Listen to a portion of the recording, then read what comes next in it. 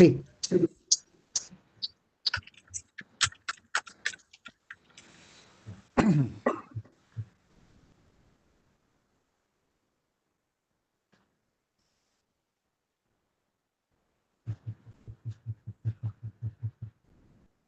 Good morning, Honorable Paul Member, Minister of Finance, Trinidad and Tobago, Honorable Marcia Carroll, Minister in the Ministry of Economic Affairs and Investment of Barbados, Dr. Pablo Sanguinetti, Vice President of Knowledge of CAF, Dr. Gustavo Fajardo, Principal Research Economist of CAF. I would like to welcome our audience to this webinar to present and discuss the CAF flagship report on integrity in public policy is to prevent corruption.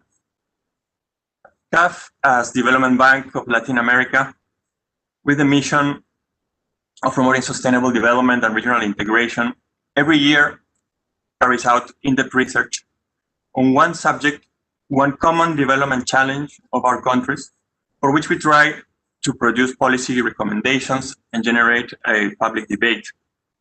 For example, 2 years ago, we presented a report on urban development and the challenges of our cities. Last year, our report was on institutions for productivity. We held a big event here in Port Spain, where we had the opportunity to discuss these issues. And this year, the report focuses on the topic of mechanisms to prevent corruption, which, as we all know, is a topic that seriously affected democratic governance in Latin America over the past few years. And CAF today brings its flagship report on this issue. And we are extremely pleased to do it for our Caribbean audience, and in particular, our member countries, Trinidad and Tobago and Barbados. So our program today, we have two parts. In the first part, Dr. Fajardo will present the key findings and recommendations of the report. And in the second part, we are delighted to have a high-level panel today with two government ministers. We are really honored to be your development partners and thankful for your presence here today. This panel will be moderated by our Vice President of Knowledge, Dr. Pablo Sanguinetti. We are sure this will be a very rich discussion. So we can go directly to business now, and I would like to give the floor to my colleague Gustavo Fajardo to carry out his presentation. Thank you, Gianpiero. Thank you both ministers, and thank you to the audience for being here with us today. I'm sharing the presentation. Yes, you can all see it now. So as Gianpiero mentioned, we published these reports some months ago, and we were actually in the middle of doing the presentations in different countries when the pandemic hit. We had already scheduled a visit to go there and do a live event, but we have, of course, shifted to this strategy given the situation, and we are extremely pleased to be able to present this work to you. The title of the report, as Gianpiero mentioned, is Integrity in Public Policy, Keys to Prevent Corruption. And as a motivating question, we could ask ourselves, why do we worry about this specific thing, right? Why do we worry about integrity in public policies? And the answer is pretty straightforward, if you will, right? We care about it because integrity in public policy is what guarantees that decisions are made in order to maximize collective welfare, right? The opposite phenomenon, if you will, corruption, consists of exploiting, abusing public office and its attributions to obtain private benefits. And we care because we know that corruption has significant welfare costs that go beyond simply the money transacted, for example, in bribes, and it has costs that operate through different channels, through different has different ways of affecting the welfare of societies. On the one hand, it reduces the capacity of states to deliver public goods and services of quality. It also, of course, reduces productivity and innovation, because also in the private sector, corruption distorts the incentives that firms face and that individuals generally do. And perhaps the most worrying aspect is that it can also erode trust in public institutions and in our systems of government, which is what we see, for example, in that graph to the right there, where there is this, at the country level, a negative correlation between the percentage of people who believe in democracy as the best system of government and the percentage of people who believe that corruption is the main problem. As the concern about how problematic corruption is in a country, the less that societies tend to trust in the democratic institutions that, in a way, allow it. So we also know that this is a pressing issue in the region, even though there are not very good statistics about the prevalence and frequency of corruption, because it's a phenomenon that it's really hard to measure. We have some clear hints, right? On the one hand, for example, household or individual surveys reveal that this is an important concern for a high fraction of Latin Americans in different countries in the region. About half of the individuals that we surveyed in the preparation for this report consider this to be the main concern in their country. We also have figures that show us that relative high fraction of individuals, about a quarter of individuals, report having been solicited a bribe in the last 12 months by a public official. And of course, besides these statistics, every now and then there are corruption scandals that hit the public sphere, and that remind us that this is a current problem, if you will. Perhaps the Odebrecht case was the most important case in the last years. Just to make a short preamble before starting with the main point of the presentation, I also wanted to share with you both our idea when we thought about this problem and about writing this report is it is important to acknowledge that corruption is also a problem that has very different manifestations, right? There are many ways in which, as we say, the decisions of public policy or that are made in the public policy arena can be distorted to benefit to obtain private benefits. And in response to that, we also want to talk about or propose a very broad agenda, which has a general goal, which is to incentivize or to align, in a way, the incentives of decision makers with the collective welfare. And to do this, of course, we can use tools that are in the legal field, in the legal sphere, but also electoral tools, administrative tools, citizen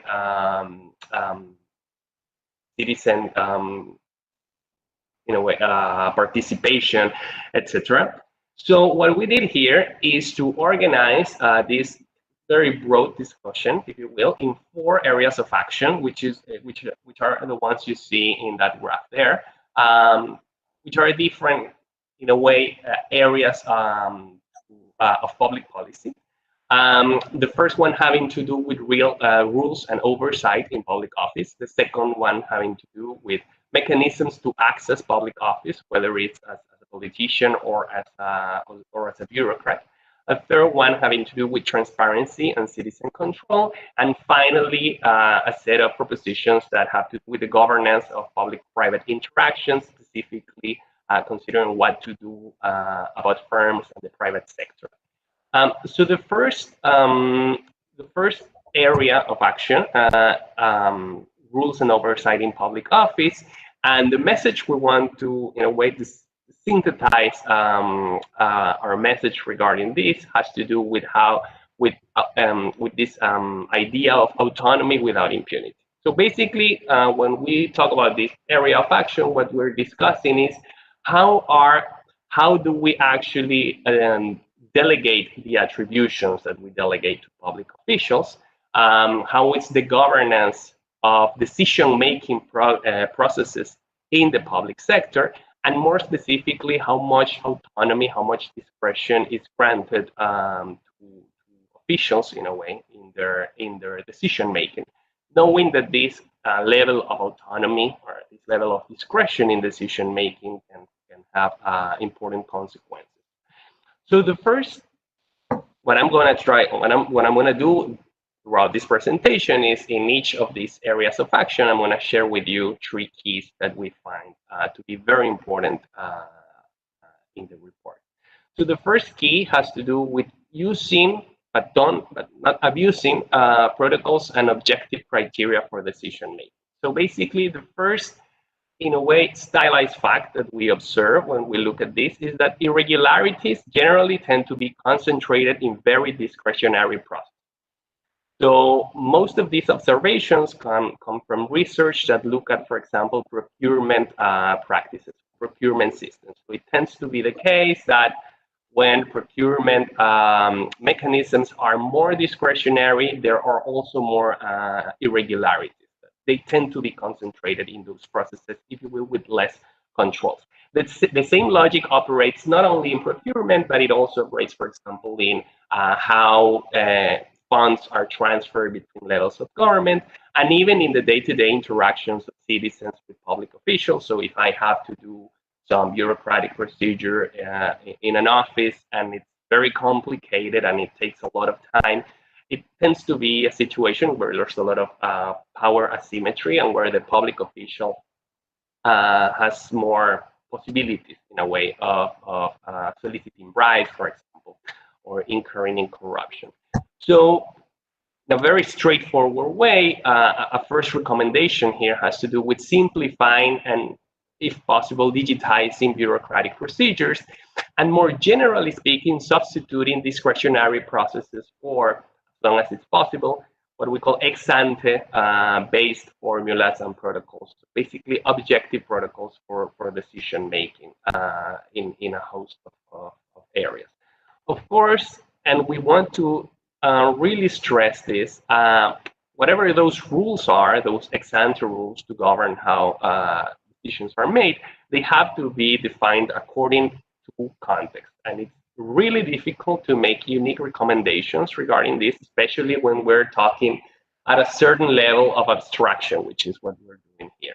Why? Well, because in many cases also excessive ex-ante rules that in a way put limits to what public officials can do can be counterproductive if they paralyze or distort decisions.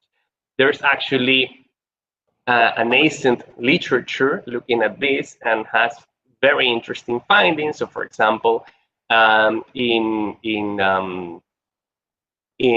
bureaucratic organizations where there is very little autonomy to public officials, in many cases, this translates into reduced ability to deliver public services, to complete projects, etc. Because it's really important to also give some leeway to public officials to to react to situations that are sometimes really hard to foresee.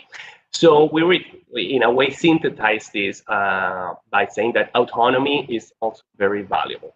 And this leads us directly into the second key point that we want to stress, which is that audit institutions are fundamental. Why? Well, because if autonomy is really beneficial and we want to grant autonomy to public officials in their decision-making processes, we can only do this and be relatively safe if we have strong ex-post control systems.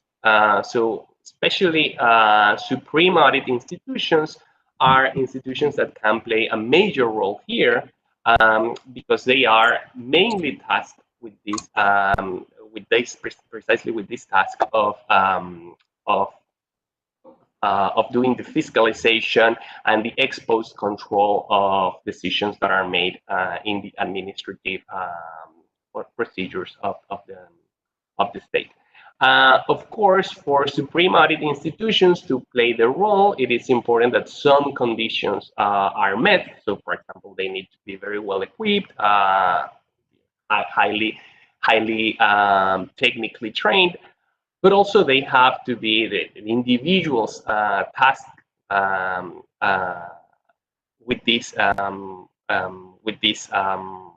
tasks have to be also autonomous and independent from political pressures mainly. So, for example, one of the cases that has been most studied in the literature has to do with the Brazilian system of the Brazilian Supreme Audit Institution that has a scheme in place to audit municipal accounts, right? The accounts of the municipalities. And it has been shown to be very good, not only in the short term, but also in the long term in terms of preventing corruption. And one of the features that is found in that context is that at the regional level in Brazil, there is variation in the type of auditors that do this task, right? So there is a share of auditors that are independent. They are career bureaucrats that have reached that position thanks to, for example, internal exams. And there are some auditors that are appointed by political authorities at the regional level. And what we find is that there is a positive relationship between the share of independent auditors and the share of irregularities that are found and are presented, which in a way this goes very hand in hand with an intuition that we have had for a long time. But it's interesting to see it also borne out in the data. Right, more independent auditors are able to make more effective auditing. We also want to stress here that, of course, auditing tasks are very complicated because the volume of transactions in the public sphere is huge. So this is an area where technology can be extremely valuable to guide these efforts. So, for example, if we have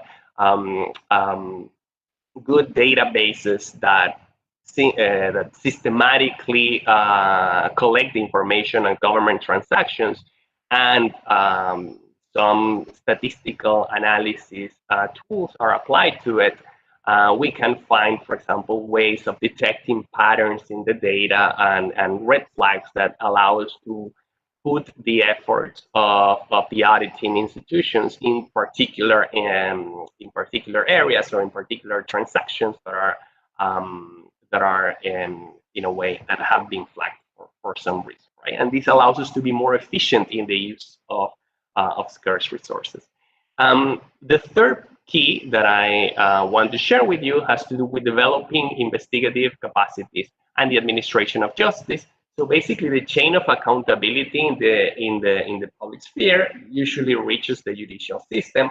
One of the reasons, for example, in the Brazilian case, why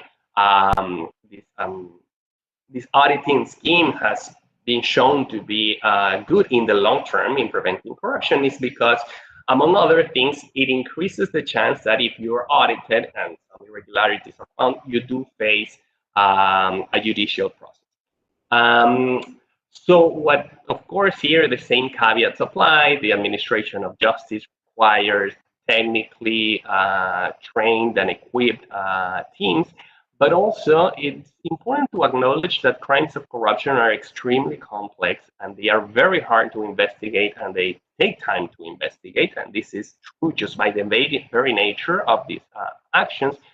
So another area of important work here has to do with the procedural aspects and the reforms that allow for better investigation of these cases. So, for example, one reform that has been that has had some consequences in this area has to do with including plea bargains, options for the investigation of crimes of corruption.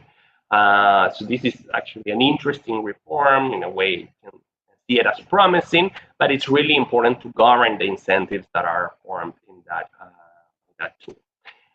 The second area of action has to do with the mechanisms to access public office, and the message we synthesize it with this idea of choosing the best. It's important to attract and to select good individuals to public office, at least for two reasons. Why is because depending on how you got to your position, you're going to be more independent in performing your tasks. So as we mentioned, that is an important thing in and of itself. But also, depending on how these recruitment processes go, these can also have an effect on the type of individuals and the motivation of the individuals that self-select that are interested in joining the public sector. So the first key here has to do with promoting competitive and transparent electoral systems. One thing that is perhaps not sufficiently stressed is that there is a relationship between how competitive elections are and basically the performance of politicians. More competitive elections tend to result in better performing politicians, and political finance can be one of the tools that can be used to promote competition.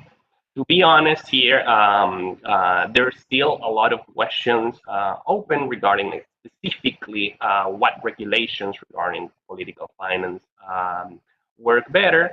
There is some research that shows, for example, limits on individual contributions and limits on campaign spending can foster independence and representativity of public officials. There's a lot more work to do yet. This is an area where it's really hard to do research because there's usually not very good data. But of course, most countries have some regulations on political finance, and the most important thing here has to do, in principle, with addressing deficiencies in implementation, and specifically with strengthening the capacities of the bodies that are tasked with monitoring and sanctioning non-compliance in political finance, which tend to be very weak in our region. These sanctions tend to not work, and that is why.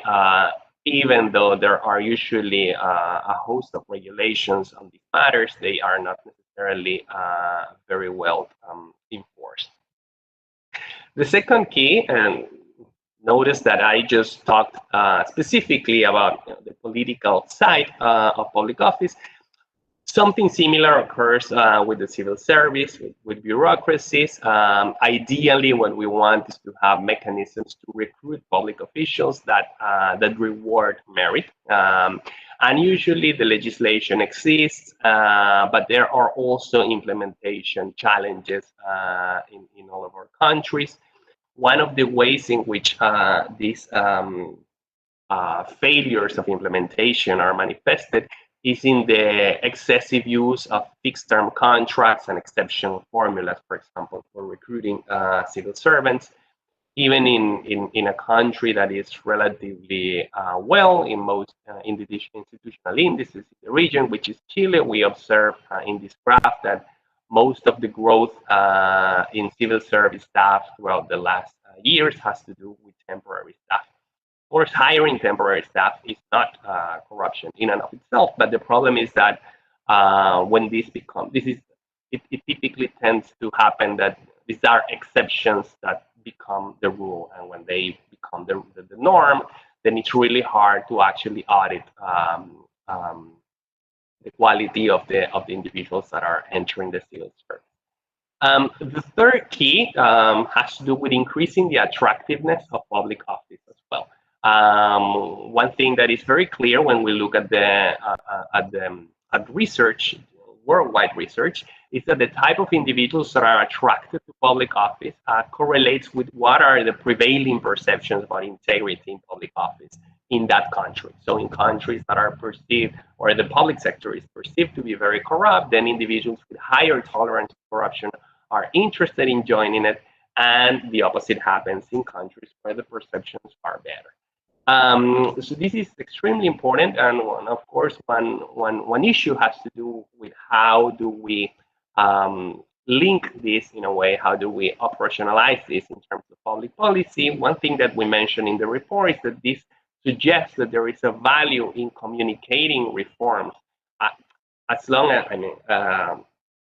as we are, or as our countries are taking actions, doing reforms to improve the levels of integrity in public office, it's important that these are accompanied also by communicating components, right, where we try to improve the beliefs, the expectations of individuals regarding their public sector, so that it also alters the motivations and, as I mentioned, the expectations of people. The third area of action has to do with transparency and citizen control. Whenever we think about corruption, we tend to think as the citizenry as a line of defense against it, and this is absolutely logical to do. But of course, for individuals to actually fulfill this role, some conditions have to be met. The first one has to do with information. Information matters. This is extremely clear. But of course, information has to have some conditions for it to be an effective tool in the fight against corruption. It has to be relevant, credible, timely, accessible, clear, and comprehensive. In the region, we have had different waves of transparency policies and initiatives. Perhaps the first way had to do with the Freedom of Information Acts, which nowadays are basically ubiquitous in the region. And nowadays, open government initiatives, which are more proactive. It's about the state giving information and not waiting for individuals to solicit it. They have started to gain traction, but of course, there is a lot still to improve regarding regarding the type, the formats in which information is provided, the download features, the licenses, this data, etc. And even with the Freedom of Information Act, there's still also room to improve, trying to foster individuals to actually solicit information, and also reducing the cost to access, the time to answer, and the fairness of the responses of the answers that are given to these solicitations. The second key, once that we in a way assume that information is out there, is fostering attitudes and aptitudes among citizens, right? So one problem here has to do with many citizens don't recognize some typical situations of corruption. So there is an issue of how individuals interact, engage with the information. So one thing we did in the preparation for this report, as I briefly mentioned before, was survey individuals in 10 cities of Latin America. And in that survey, one thing we did was kind of experimenting, asking individuals whether they acknowledge or whether they recognize some typical situations of corruption, which are there in the graph. So for example, a hypothetical city mayor appoints a judge unilaterally, or grants contracts in a discretionary way, or a mayor invests funds to hand out gifts to voters in the middle of a campaign. And what we saw is that about a third of individuals in each of those cases didn't recognize those situations of corruption, or didn't care, or didn't find them to be important. And this is a first problem, in a way, of how individuals actually understand corruption at a very micro level of what are the conducts that need to be addressed. And on top of that, some factors weaken social sanctions. So we also did an experiment where we asked about individuals about whether they would vote for a hypothetical candidate in a mayoral election, and we gave them some information regarding that candidate. If that candidate was corrupt in our hypothetical experiment, the willingness to vote for the individual went down. But if we also said to the individual, to the person being surveyed, that the politician is competent, or that he belongs to the same party that the person typically supports, then willingness to vote went back up. So what we see is that there are some factors like the perception of competence, ideological proximity, or clientelism that reduce the social sanction towards corruption, which is also a reason to concern. So of course, here the problem is that attitudes and social norms are things that change only in the very long term. And here we see a very clear role for educational institutions and basically to all initiatives that have to do with attitude formation and with norm formation among the population. The third key has to do with guaranteeing access to effectiveness and the effectiveness of the channels to demand accountability. So if individuals have the information and have the right attitudes, what they need is how to actually create change in a way, how to demand it. The first channel has to do obviously with elections, and clientelism and vote buying are the main problems here. They are phenomena that erode electoral accountability. When we do a survey of the literature, what we find there are, in a way, two broad types of interventions to reduce clientelism. The first one has to do with with the supply side, which is the ability of public officials to target benefits. So in a way that they enter into quid pro quo relationships with voters. And the second one, demand side, has to do with interventions more focused on trying to reduce the willingness to vote on behalf of, in terms of individuals, right? So changing in a way also attitudes. And what we find is that the first one in a way are more consistently effective. So what is really important is to reduce the ability of officials to target benefits, for example, the entrance on a public assistance program, because this is what allows them, and this is what really empowers them to enter into these types of quid pro quo, which are the ones that we want to avoid if we want to reduce the levels of clientelism. Of course, non-electoral channels are also very important, and here the priority is to keep them low cost and perceived as effective so that individuals can use them. And this is an area where, again, opportunities present interesting opportunities, basically to create new channels for individuals to channelize, to basically make to report any wrongdoing that they observe, and or to demand irregular situations that they encounter. The final area of action has to do with governance of public-private interactions, and the message here is keeping private interests in check. So of course, the private sector and companies usually, in many cases, also foster, in a way, corruption. They also take an active role sometimes in corruption. So it's also important to target some policies to that area. The first point has to do with strengthening the institutionality against the offering and the payment of bribes, so basically active bribe. And the first thing that we have to say is that in the literature it's clear that comprehensive anti-bribery laws can be very effective. A recent example has to do with the introduction of the UK Bribery Act in 2010, which in the literature shows that actually has altered the behavior of companies that are under its jurisdiction. It is very important, of course, that sanctions are high and are credible for them to have any bite.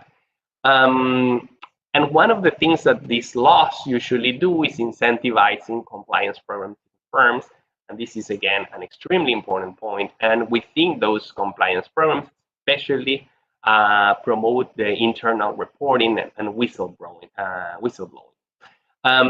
Another point that is very important on here has to do with improving beneficial ownership information. So basically, beneficial owners are the individuals that actually own or control firms. And this information is really important to especially prevent crimes like money laundering, that is typically very related to corruption.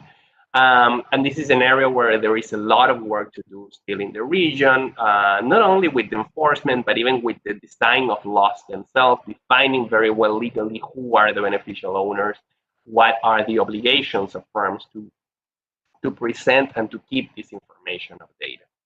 The second key has to do with regulating lobbying and conflicts of interest. So the first point had to do with bribery, which is perhaps the most flagrant way in which private companies can alter decision making, but they can also do it through, for example, lobbies or through conflicts of interest.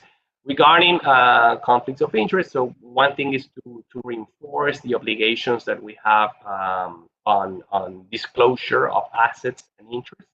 A point here is that perhaps we have been traditionally more concentrated in forcing disclosure of actives, basically the amounts of money that individuals have or incomes. Perhaps even more important than that is also disclosing interests. For example, if individuals, public officials have positions or activities that even if they are unpaid, they could be sources of interest.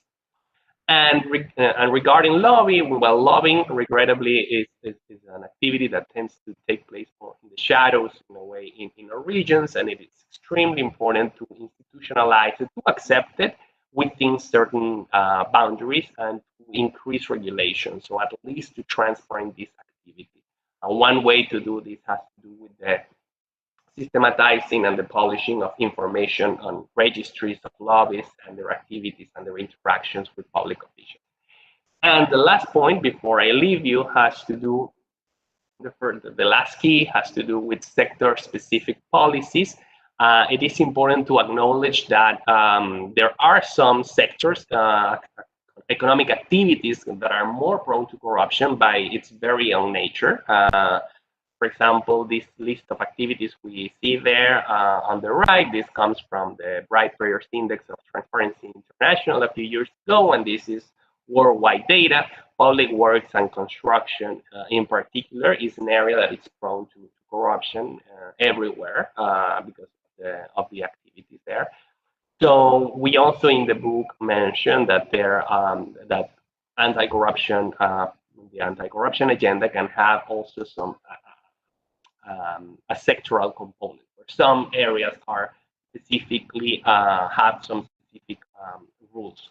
Regarding infrastructure, basically what we stress is considering the entire life cycle of projects and improving the governance of the whole cycle of projects, starting with the processes to select investment, to select projects, and how they should be more grounded on cost-benefit analysis, going also to the area of procurement and how to organize procurement processes that are as possible and as competitive as possible, trying to reduce the problems of exclusion and collusion that also tend to permeate this sector. And also, finally, improving the mechanisms to monitor projects and to evaluate renegotiations in public infrastructure that tend to be an area also of vulnerability. And this is also a sector where there is still a lot of room to improve regarding the transparency towards citizens. So I leave you with this because over time I invite you all to read the report, which is in our webpage, caf.com.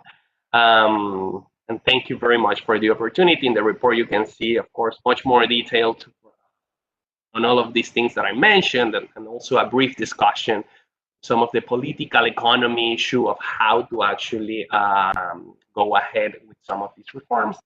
And well, I just leave the floor to Pablo and to the ministers and look forward to that discussion. Thank you very much.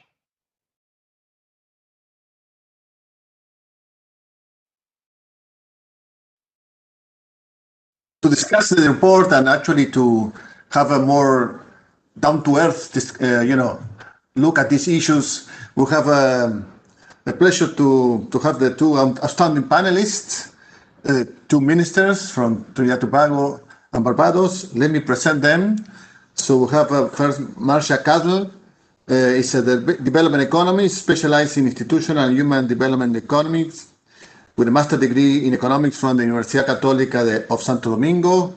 She has worked as a government specialist for the International Development Agency and is a former program manager, poverty reduction of the United Nations Development Program.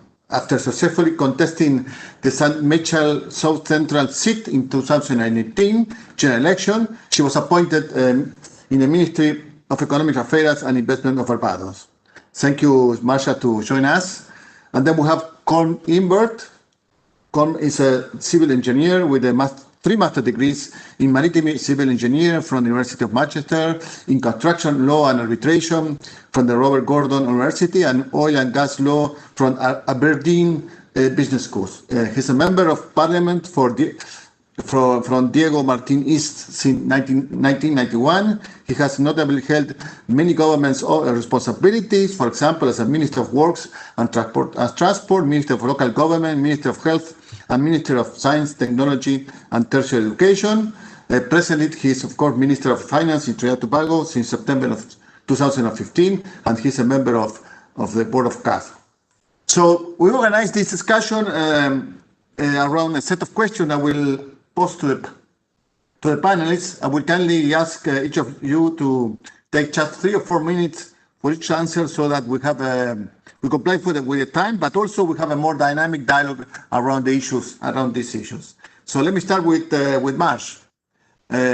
Marsh, in the report we mentioned several dimensions that could be taken into account for an agenda to fight corruption. So can you tell us how much of a priority for your government are the policies against corruption, and what are the main components of your strategy on this issue? And specifically, how has the COVID pandemic affected this strategy? Thank you, Pablo, and thanks to Gustavo for that wonderful presentation. I think the report is very comprehensive, and it very delicately puts some of the things that we know about corruption and how it becomes entrenched in our societies. Let me say first that when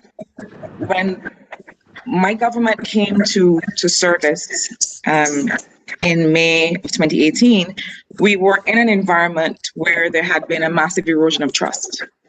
And so one of the things that we had said in our manifesto, one of the things that we wanted immediately to do, even before bringing integrity legislation, was ourselves, for each cabinet minister, each member of parliament, each chairperson of a board of a state-owned enterprise, to declare our assets.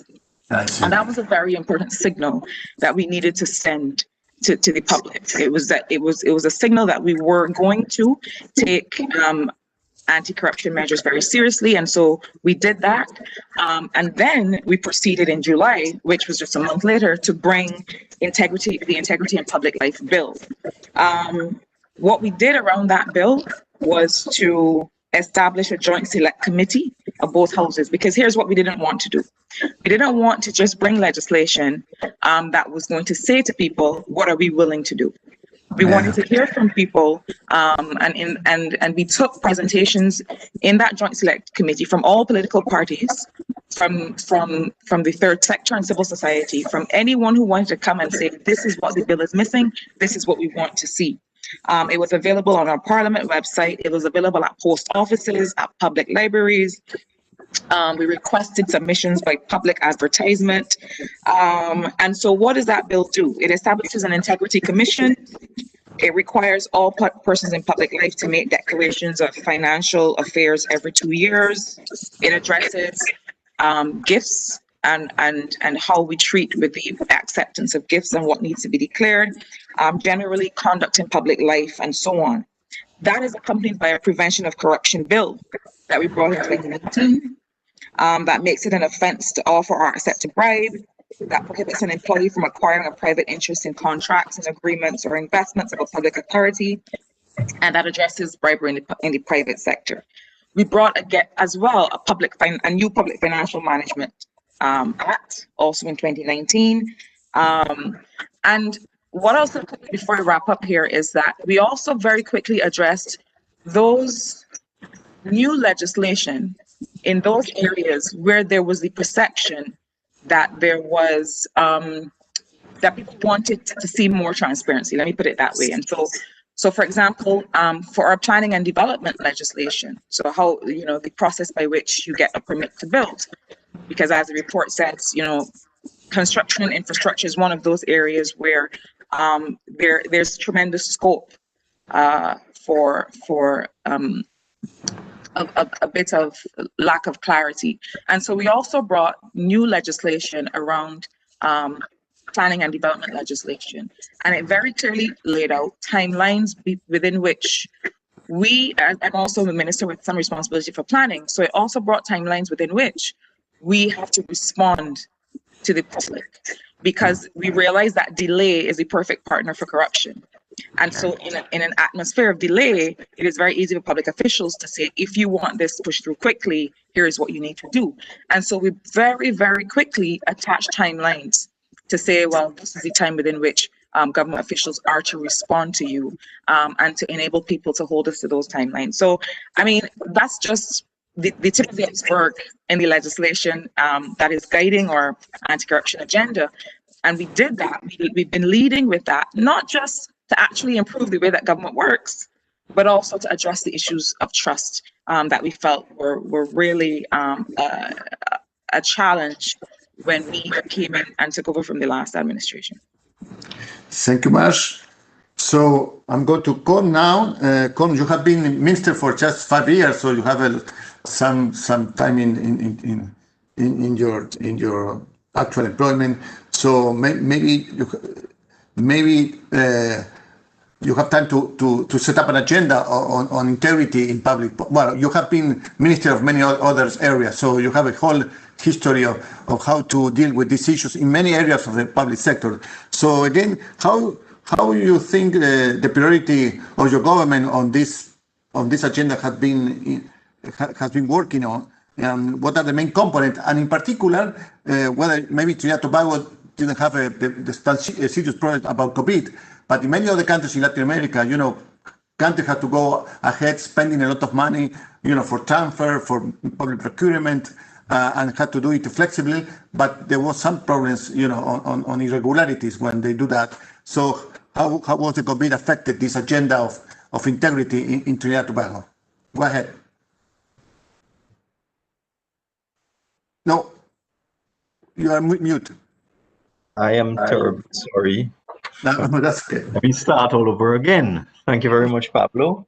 And I'd like to thank Gustavo for that presentation. What I found interesting about the presentation is that it not only dealt with the usual areas with respect to integrity in public life, but he made a very important point, which is often missed by various non-governmental organizations like Transparency International, etc., that one has to be very careful in setting up systems that you don't fall into the trap of essentially stopping the business of government by very difficult rules and procedures that just shuts everything down. And that's an interesting point. I've never heard anyone say that before. And I thank you for that, Gustavo. You should come to Trinidad, because in Trinidad, there is a lot of focus on the whole question of putting in rules and procedures without any regard whatsoever with the fact that governments are elected to provide goods and services. And if you, humbug them, if you put too much bureaucracy in, nothing happens. The citizens will not get what they deserve. So that's a very interesting point, Gustavo. What I would say is that in Trinidad and Tobago, we have had integrity in public life legislation for a very long time. Probably one of the first in the Caribbean. The first integrity in public life law was passed in 1997. That's 23 years ago. It had a major upgrade in 2000, so that's 20 years now. So we have 20 years of managing fairly modern integrity in public life legislation that requires declarations of assets and liabilities and with interest and so on. And also 20 years of seeing whether we can prosecute anybody for any offense. As far as I can recall, in the 20 years, there have only been 2 prosecutions, both of which failed. One failed because the magistrate was found to be guilty of bias. So that was remitted to the court, and that magistrate has since left the magistrate. In fact, he's passed away. He's died, and the person who was convicted of the offense of a false declaration, a former prime minister actually in Trinidad and Tobago, he is still before the courts, waiting for the matter to be reheard by the court. So that's over 15 years now. So the other matter also that we went back to the 1990s, and that was thrown out eventually for lack of evidence. So we have not a very good record from the question of the judicial system in terms of dealing with, corruption among public officials. Happily, though, in the last couple of years, because we were placed on a grey list by the Financial Action Task Force, you have these organizations that have sprung up over the last 10, 15 years now. You have FATF, you have Global Forum, you have the EU Council of Ministers, who are all making declarations and putting pressure on countries to implement anti-money laundering laws, laws against terrorist financing, laws against tax evasion. So we ended up on the grey list with the Financial Action Task Force. And eventually get out of that. We successfully got out of it in 2019. We had to pass 23 pieces of legislation, believe it or not. But interestingly, from Gustavo's presentation, some of the legislation that we passed, I just put it up here. We passed an explain your wealth law, and we also passed a law with respect to beneficial ownership, and this is since 2019. So in 2019, you are now required to reveal who the beneficial owner of is and a company and so on. And also, if you are found to be engaging in conspicuous consumption, you've just bought a huge mansion, you have 10 cars, and you have no visible means of procuring these items, you can be brought to court with a explain your wealth order, and there are several of those going through the courts right now. Well, our problem in Trinidad and Tobago is our constitution. I can't say whether it's the same for other countries in the Caribbean and in Latin America. I haven't studied that sufficiently, but our constitution makes it very, very difficult for us to prosecute people. There's a famous case, a corruption matter with a construction of an airport in the year 2000 that has been before the courts for 18 years, and it's still in the preliminary stage, believe it or not. There were some foreign participants in that matter, some Americans, who have since pleaded guilty and served time in jail in the United States for corruption in that project and have come out of jail. And the Trinidadians who are before the courts have escaped the matter being dealt with for 18 years. So our problem is very complicated. We have the laws, but our judicial system and our constitution makes it very difficult for us to progress these things quickly.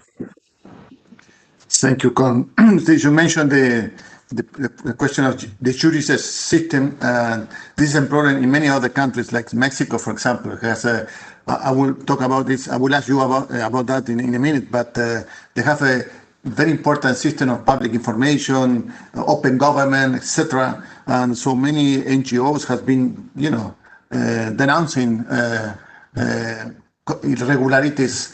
But when this comes into the, fiscal offices, procurement, and the jurisdiction, that stops everything. And so there is kind of a sense of impunity that goes, goes against all the efforts that maybe governments go ahead. But in any case, I want you to go now to a second question regarding something that the report mentioned a lot, which is the report analyzed the area where technology can boost the fight against corruption. For example, in procurement system, digitalization, administrative procedures, platform for citizens to report irregularities. So I want to ask Marcia and you, Colm, are your governments currently using data, technology, and digital solutions in this area? And what do you think are important actions to take in the future? Marcia? Yes, thanks, Pablo. I think that this is perhaps the area that makes it most real for citizens, because as Colm just said, we tend in the region not to have a high record, as you said in the report, because some of these crimes are difficult to prove, and that's why, similarly to Trinidad and Tobago, under the Financial Action Task Force requirements, we've also brought similar legislation, as you heard Pom just talk about. But the truth is that what we need as well is we need a system in which citizens, when they see something that that they think shouldn't happen in terms of interaction with a public entity, then they need to speak up. Because what we have is this kind of catch-22, where citizens wonder, why are there no prosecutions? And a big part of the reason is often that there's very little evidence, and because that evidence has to come from third parties. And so this area of modernization and digitalization is where it has the most bite, I think, for regular people. So we are, and perhaps the response to the question on how COVID-19 has really pushed forward the integrity agenda is most seen here, because we had to very quickly bring lots of things online. You know, we had to we were already in the process, but we had to very quickly move to a digital economy. And so we have a very large for Barbados, $40 million US dollar public sector modernization project, which is about using technology to improve citizens' access to public offices. And so we've started with some very basic things that used to take very long, getting a police certificate of character in order to get employment. You know, things like using an electronic single window for customs, where really, you know, everything is very transparent there, because I think it's important to use your digital systems, your modernization, to first start with those things where there are low levels of trust, where there's the perception that it is very difficult to get things done in there. And so we have this huge drive. We're introducing a national payment system. So we're very much using modernization and technology to be able to advance this agenda. A digital ID, so a national identification system that is digital, where information is very easily accessible and is at people's fingertips. But another thing that we have a big drive for is on the side of statistics and data transparency. And so we are in the process. It happens that statistics also falls under my ministry. We're in the process of developing a new Statistics Act and establishing an independent statistics and data analytics authority. Now that independence is going to be very important, because it's going to mean that there's certain direct reporting to the people and to the Parliament of Barbados that was not in place before. But I want to say something very important. It is very important that if you are going to make data transparent, and if you're going to have Freedom of Information Acts, that your data is very reliable. It has to be very well done, because you have to be able to, it has to be true, it has to be defendable. And so it's important that countries spend the time to invest in making sure that that data is good data. Because I've seen cases where we have these Freedom of Information Acts that don't necessarily, because of the quality of the data, lead to better information. And that's a very important point to make.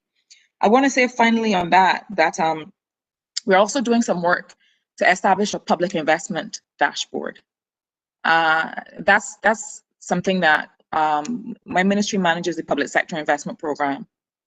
And there's often, I didn't see much reference in the presentation to the role of the media and so on. But there are often questions asked about certain public investment projects, and how was the procurement done, who are the principals, and so on. And we think it's important that people see exactly what is the level of government expenditure on this project, where is the financing coming from, where is it going, what are the reasons for the delays, because sometimes delays are real and there's something behind them that is not nefarious. So what we're doing is first trying to get all this information in place for the public sector, for those who manage the public sector investment program, to be able to clearly do our work, to be able to track progress. And then once we've established that and it's reliable, to be able to share that with the public, so people can go and see for major projects, what is the data behind them, what are the reasons for any delays, and how they're moving. So for us, data transparency and modernization are the keys to making sure that people have solid access to public office. Yes, this point about the quality of data is very important because, and for that you need also government capacity, to organize that, because you need sometimes that the data the different databases, some kind of interoperability, to relate data from different areas so that you can research, and because many times corruption is in one side of the public sector, but it's related with the other side, and different data can tell stories. So you need to that's why you need that kind of connection. So Con, do you think that technology can have a role in this, in fighting against corruption? Well, Marcia made a point about COVID-19 forcing us to digitize. Yeah. That's no joke. I mean, we're talking now. This was unheard of 2 years ago, these virtual meetings. But we just came through a general election, and one of the pledges we made was to fully digitize and digitalize. I'm still trying to figure out the difference between those two words. Within a 2-year period, the entire public service. I see. So this would mean not just databases in terms of access to information, such as award of contracts, the names of the contractors or suppliers who received contracts, the value of the contract, that sort of thing. And even the tender process and the evaluation of tenders, etc. Not just that, but also the ability of people to apply online by way of freedom of information, for example. Quite an interesting freedom of information system in Trinidad. It's paper-based, but it will become digital. And the courts have moved with alacrity. That's one area where they move very fast. But they don't allow the government to refuse information. Our history has been that when we say no, national security or not in the public interest or personal and private information, those are various reasons you give for refusing information. The courts have moved very quickly to override those sorts of objections. So the way we intend to use technology is for e-procurement, so that a lot of our procurement will be online and available for everybody to see. They can see with their own eyes what's happening. And whistleblowing, we will be moving towards that.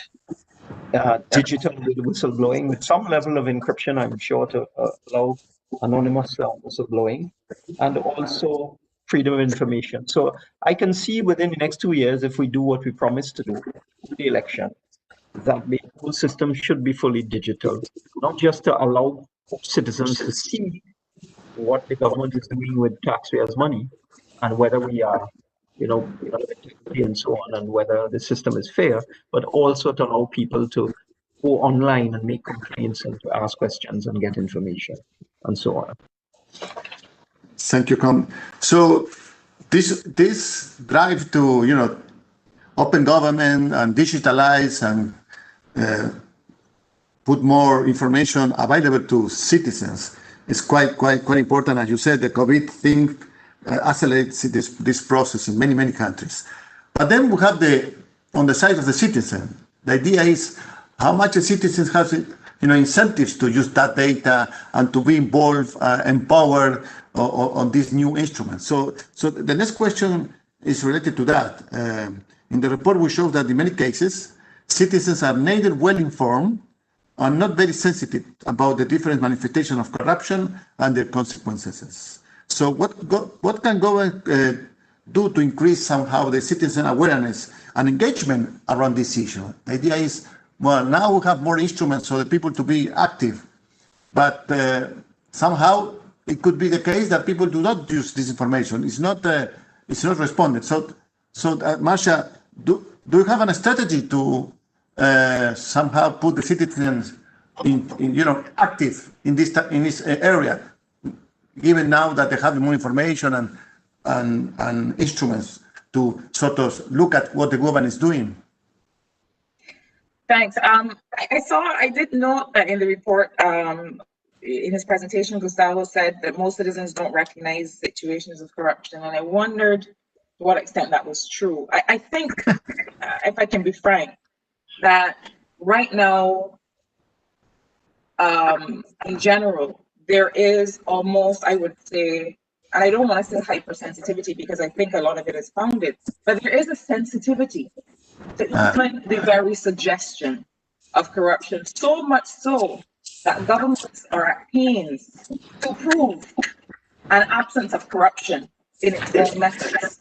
I want to say something else about what COVID has required of us, though, because I think that while I am certainly, having worked in the area of open government prior to coming to office, while I'm certainly a proponent of it, I think that COVID has also required us to have certain speed and flexibility in our procurement.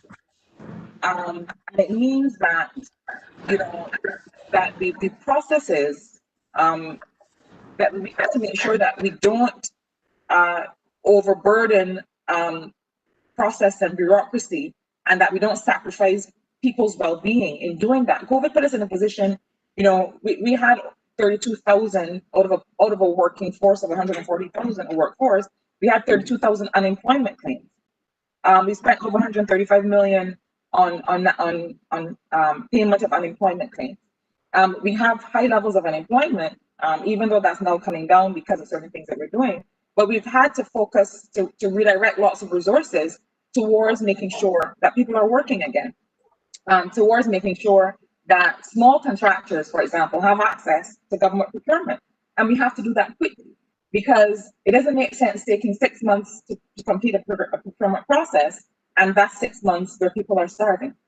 So we have to understand that while we have to maintain the transparency, that we also have to be able to move quickly. But I think that I hear you ask about what government can do. I think the education system, both formal and non-formal, and helping people to understand what process really looks like is important.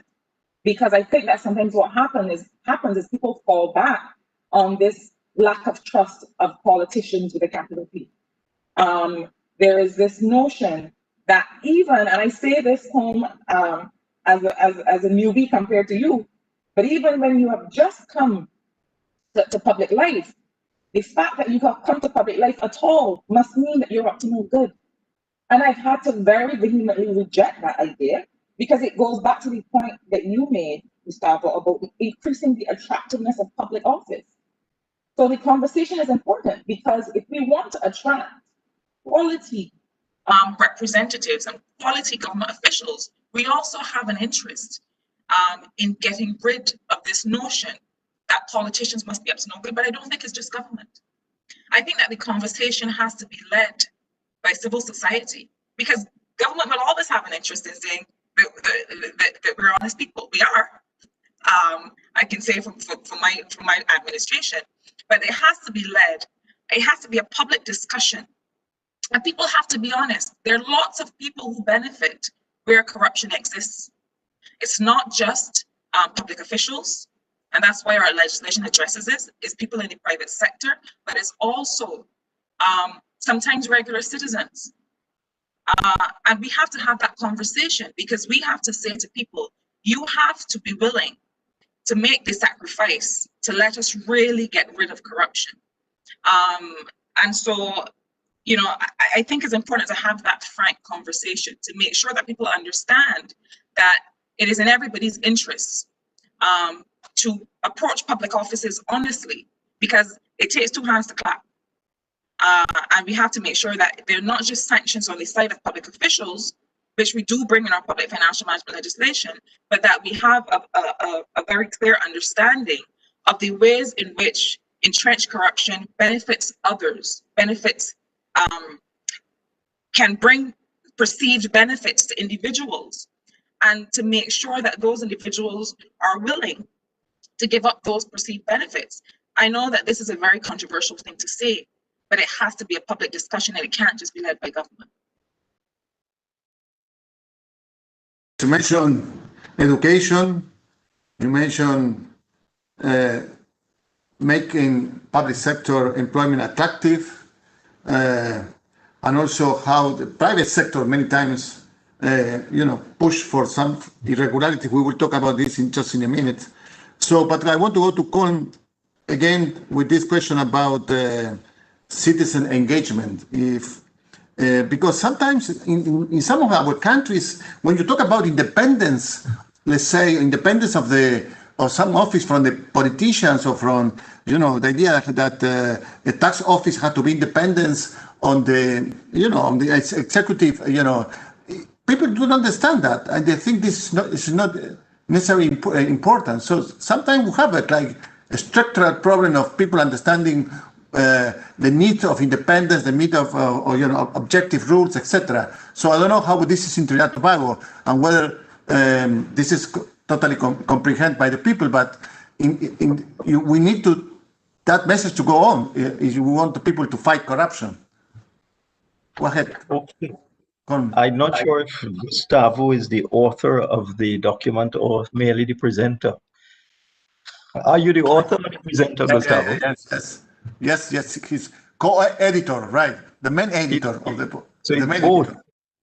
Well, I don't think you visited Trinidad and Tobago. We don't need to have any improvement in sensitization and so on of different manifestations of corruption in Trinidad and Tobago. Okay. We have, I can't speak for Barbados. I can't speak for any of the member countries of CAF in Latin America. We have a very aggressive social media, I don't know what to call it, social media army in Trinidad and Tobago. It's extremely aggressive. And every single day there's some allegation of corruption on Facebook, on Twitter, on Instagram, on Telegram, or wherever, WhatsApp.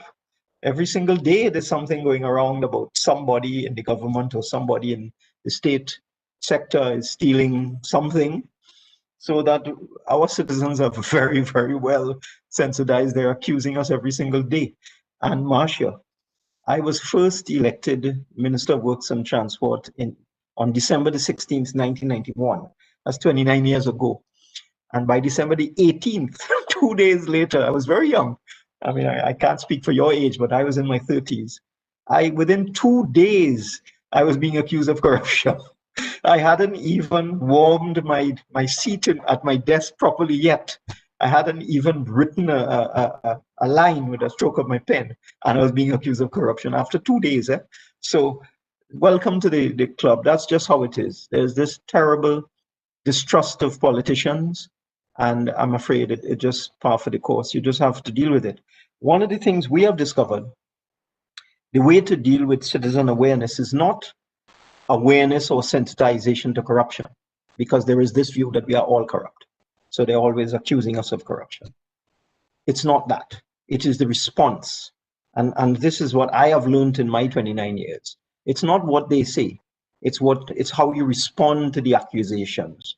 And once you can provide the truth, better information than the people who are accusing the politicians of corruption, it solves the problem. And too often, I find governments just don't say anything. They don't respond to anything. They say, it doesn't matter, nobody cares. And then perceptions of corruption become endemic. So if I'm to answer this question, the way we can deal with this is to provide better information to the public about procurement, about the decisions that governments take, about controversial matters, provide as much information as possible, as often as possible, so there's another side of the story. Because if you don't do that, then the untruths would take root. Totally right. Many times, in many of our countries, there's a lot of accusation through the public, newspapers, media, but sometimes many times are fake news. So this kind of denounces or policies or how people react to that could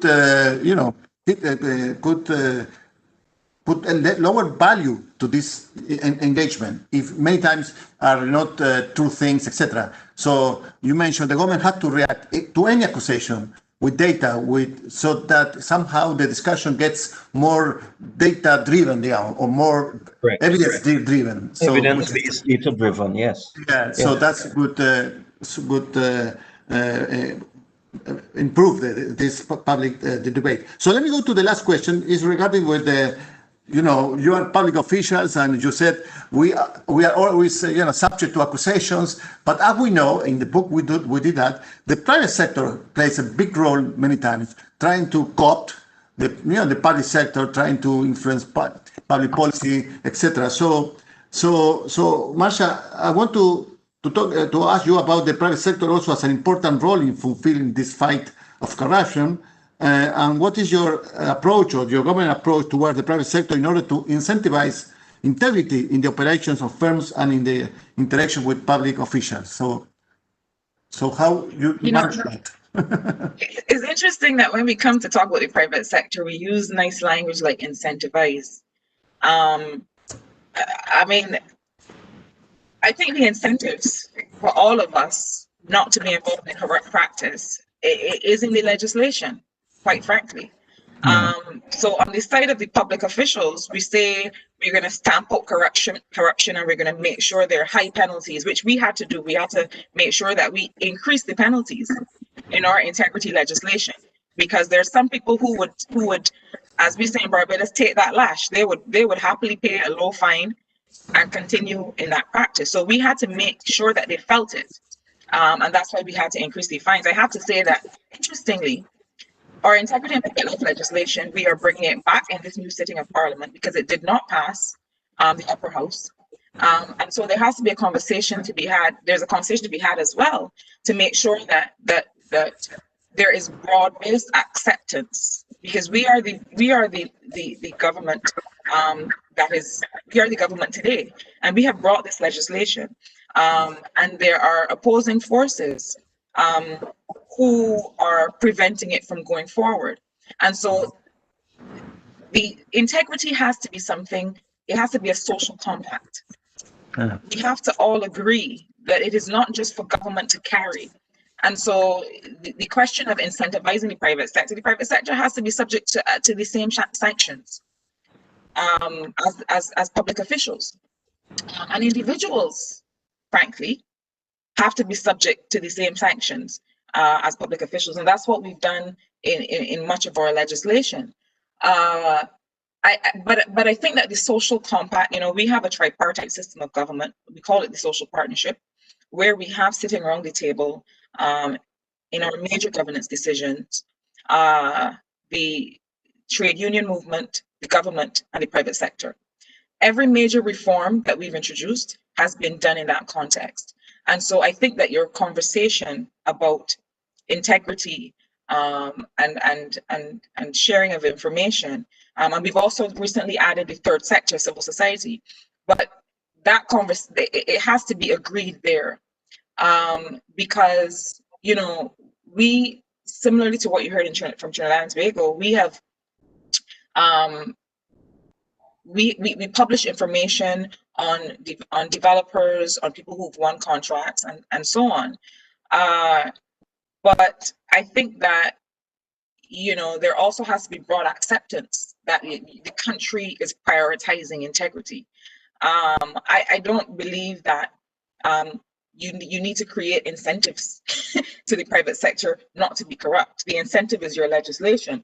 What I will say finally is that we've also started work on making predictable and transparent our system of fiscal incentives.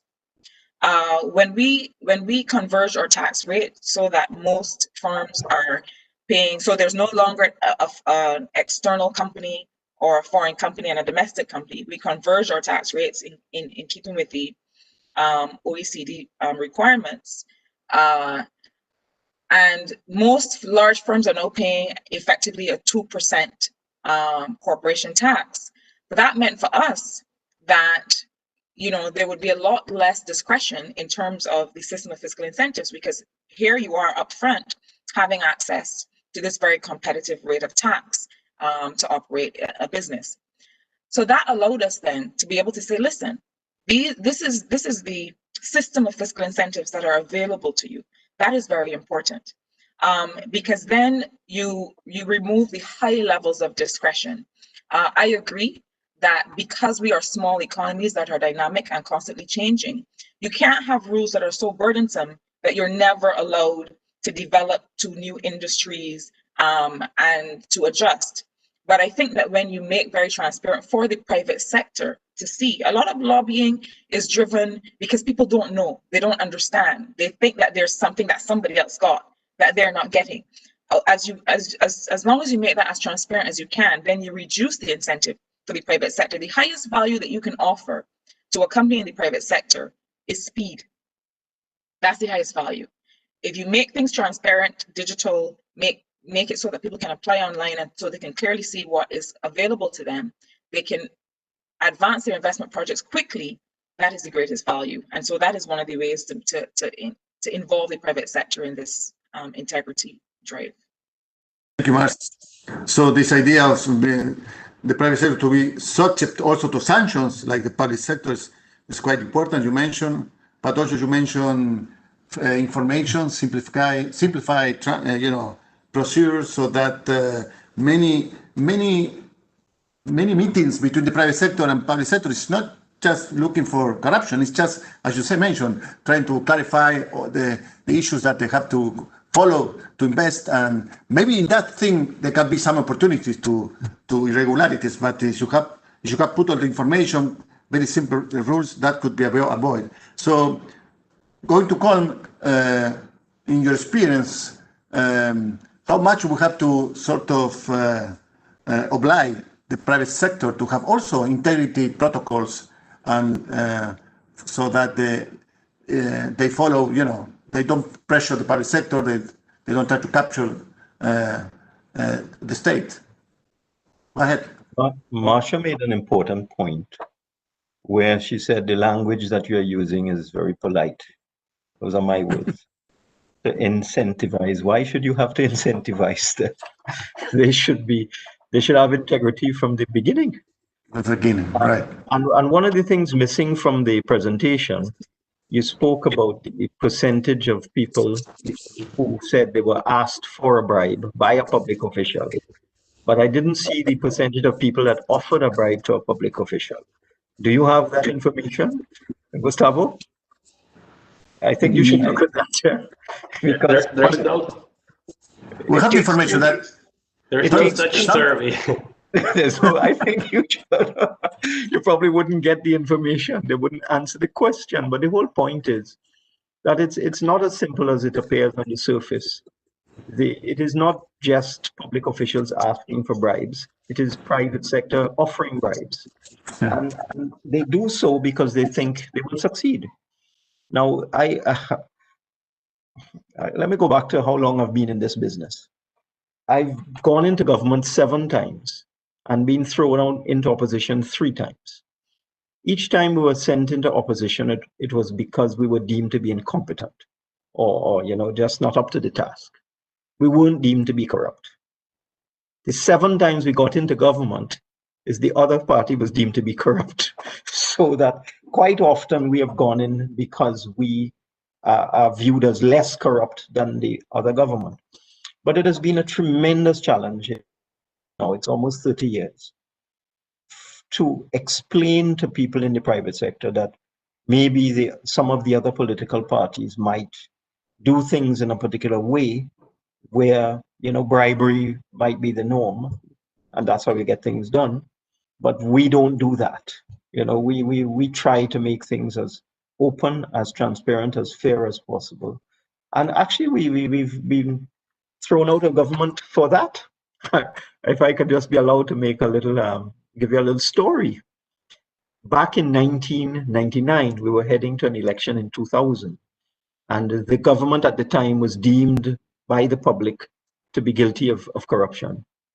And the campaign on the other side was, what do you want? Do you want a crook who gets things done, or a muck who can't do anything? Muck is a useless person. And that actually resonated with some sectors of the population at the time. And there was another campaign theme: performance beats old talk anytime. So it means that performance beats gossip and that sort of thing. Fortunately, Trinidad has progressed from that era where it was felt that a government could remain in office even if it was corrupt, as long as it was performing and providing goods and services. So what I would say, what you need to do to, not to incentivize the private sector, sorry, but to make them understand that the only way that things should be done is that it's a level playing field, everybody has a fair opportunity, and everything is being done properly in accordance with well-known rules and procedures, and that the country is getting value for money, and that there's no corruption. That is what. It's not to incentivize them, it's to get them to understand that. Because my experience has been, more often than not, that the private sector is quite happy to offer inducements to public officials to get preferential treatment and to get an inside track and to jump the queue and get to the top and to get an unfair advantage. And in my own public life over 29 years, that's one of the problems I face all the time. When people approach me, I say, please go away, get lost, don't come by me with that nonsense at all. And in fact, I remember many years ago, I was accused of being too stupid to be corrupt. In other words, I didn't know how to take a bribe. This is serious, This is not a joke, So the private sector has its part to play. It is not just that we need to incentivize integrity. They need to understand that that's the only way to do things.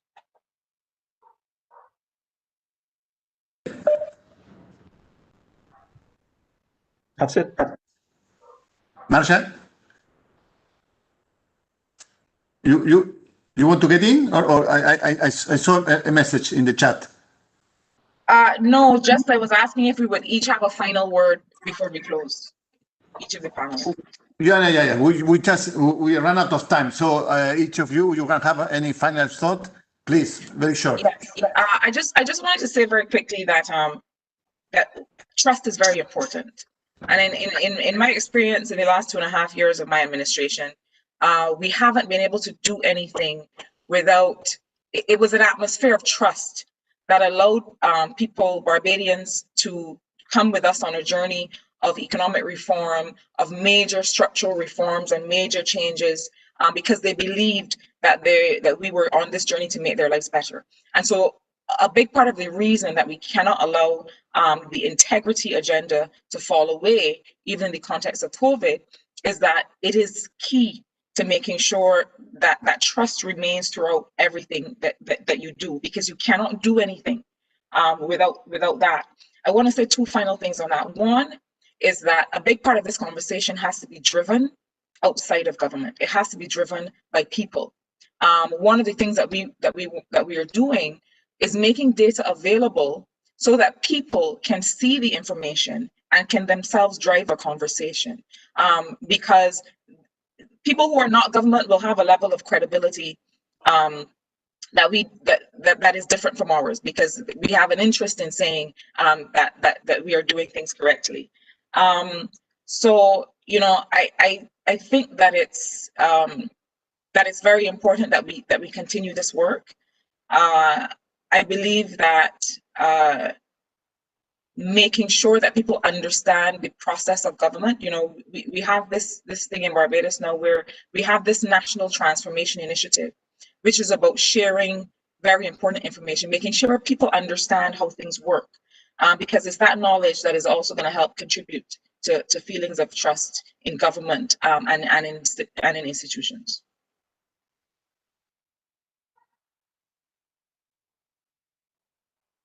Well, I feel like a judge in the Privy Council. All I can say is I concur. That's it. I agree. I think she hit the nail on the head. Okay. Well, we run out of time. Really, I want to thank all of you, Com and Marcia, for helping us to understand this very difficult issue of integrity in public policy.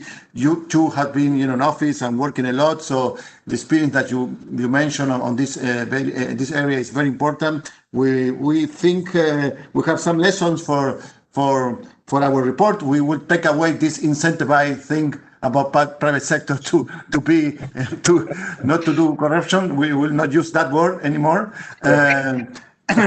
But in any case, it was a very good conversation. I want to thank also Giampiero for organizing this and contacting you guys and giving us this space to have this dialogue. I don't know, Giampiero, you want to say something? No, just to say it was a very insightful discussion, and thank you so much for your participation, Minister. Well, and thank you all the audience that we have. Thank you very much. Okay, and I've really enjoyed this. Thank you. Good day to you, Minister. Bye-bye. Thank you. Okay, bye-bye. All right. Okay.